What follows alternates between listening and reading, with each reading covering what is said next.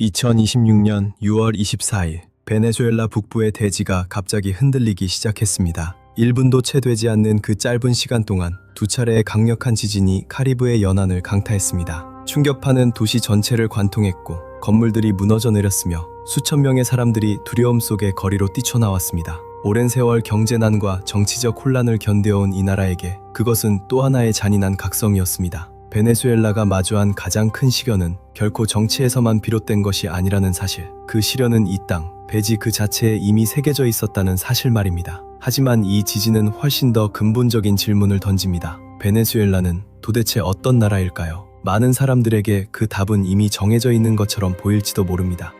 경제 붕괴, 하이퍼 인플레이션, 정치적 갈등, 그리고 현대사에서 손꼽히는 대규모 이주 위기로 각인된 나라. 하지만 그것은 오직 이 길고 긴 이야기의 마지막 장에 불과합니다. 왜냐하면 베네수엘라가 위기의 상징이 되기 훨씬 이전 이곳은 상상하기 힘들 만큼 풍요로운 땅이었기 때문입니다. 지구상에서 가장 많은 확인된 석유 매장량을 가진 나라, 세계에서 가장 높은 폭포가 흘러내리는 나라, 거의 20억 년의 세월을 견뎌온 고대의 탁상형 산맥이 하늘을 떠받치고 있는 나라, 아직도 새로운 종이 발견되고 있는 광대한 열대우림을 품은 나라, 그토록 풍부한 자연의 축복을 받았기에 한때는 이 나라의 미래가 이미 보장된 것이나 다름없다고 믿는 이들도 많았습니다.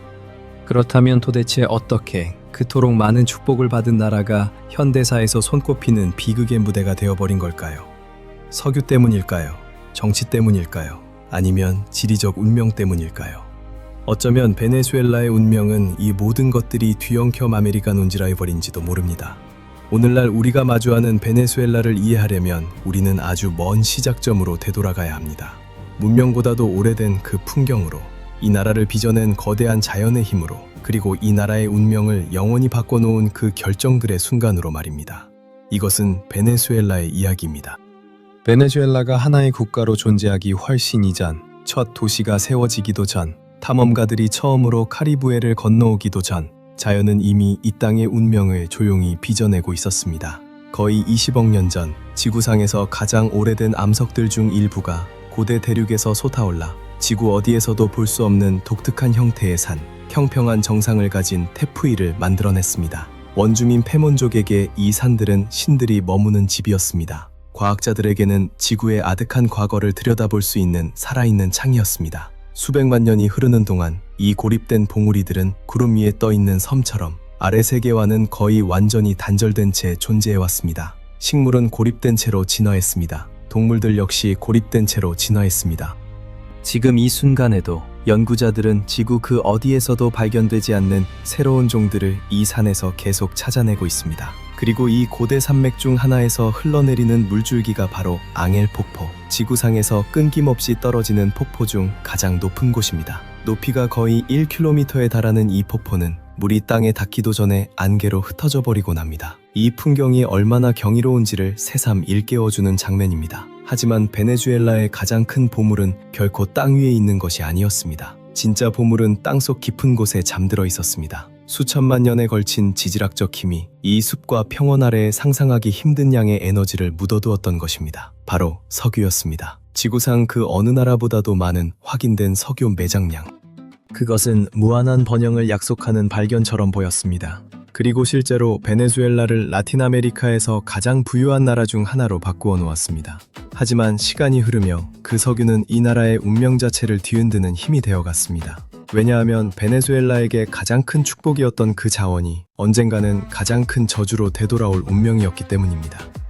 20세기 중반에 이르러 베네수엘라는 서반구에서 손꼽히는 성공 신화로 떠올랐습니다. 석유는 모든 것을 바꾸어 놓고 있었습니다. 막대한 자금이 나라 안으로 흘러들었고 그 어느 때보다 빠른 성장의 시대가 이 지역 전체를 물들였습니다. 현대적인 고속도로가 대지를 가로질러 뻗어나갔고 마철루가 카라카스의 하늘선을 새롭게 그려냈습니다. 새로 지어진 대학과 병원, 공공 건물들은 미래를 향해 질주하는 한 나라의 상징이 되었습니다. 수백만 명에게 베네수엘라는 곧 기회를 의미했습니다. 제2차 세계대전이 끝난 뒤 스페인과 이탈리아, 포르투갈, 그리고 유럽 여러 나라에서 수많은 이민자들이 전쟁의 폐허를 딛고 일어서던 조국을 떠나 이곳 베네수엘라에서 더 밝은 미래를 꿈꾸며 새로운 삶을 시작하기로 결심했습니다.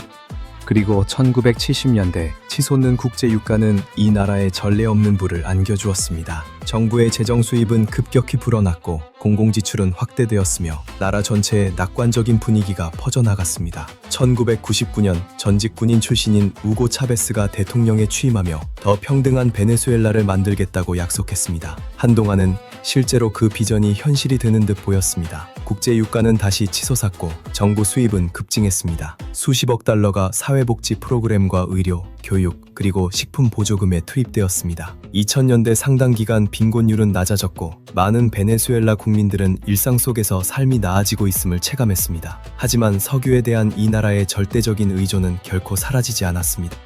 그리고 2014년 국제 유가가 폭락하면서 이 나라는 하룻밤 사이에 가장 중요한 수입원을 잃어버리고 말았습니다. 오랜 세월 석유에만 지나치게 의존해온 구조의 경제 운영의 실책, 석유 생산량의 감소, 그리고 갈수록 강화되는 국제 제재까지 겹치면서 나라 전체가 깊은 위기 속으로 빠져들었습니다. 상점들은 문을 닫았습니다. 생필품조차 구하기 어려워졌습니다. 인플레이션은 통제를 벗어나 현대사에서 좀처럼 보기 힘든 수준까지 치솟았습니다.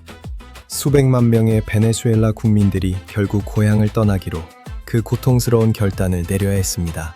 그리고 그것은 아메리카 대륙 역사상 가장 거대한 이주 위기 중 하나로 기록되고 말았습니다. 그럼에도 베네수엘라의 이야기를 단 한 명의 지도자나 단 하나의 사건으로 요약할 수는 없습니다.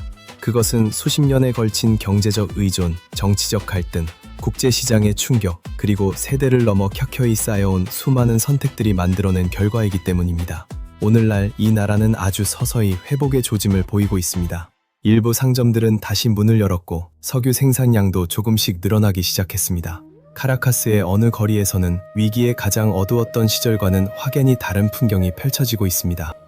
하지만 여전히 하나의 질문은 남아 있습니다. 한때 모든 것을 가졌던 나라가 과연 다시 예전의 자리로 돌아갈 수 있을까요? 2026년 6월 24일 지진이 베네수엘라를 강타했을 때 그것은 단순히 건물을 흔든 것 이상의 의미를 지니고 있었습니다. 그것은 이 나라가 아직도 불확실성 속에서 살아가고 있다는 사실을 세상에 다시 한번 일깨워준 사건이었습니다. 하지만 그 모든 시련을 겪고도 베네수엘라는 여전히 지구상에서 가장 풍부한 자원을 지닌 나라 중 하나로 남아 있습니다. 여전히 세계에서 가장 많은 확인된 석유 매장량을 보유하고 있습니다. 그 열대우림은 여전히 지구에서 가장 생물 다양성이 풍부한 곳으로 꼽힙니다. 그리고 그 고대의 태푸이들은 수백만 년 전 그 모습 그대로 지금도 변함없이 구름 위로 솟아 있습니다. 그리고 이 땅의 사람들은 한 걸음씩 다시 삶을 일으켜 세우고 있습니다.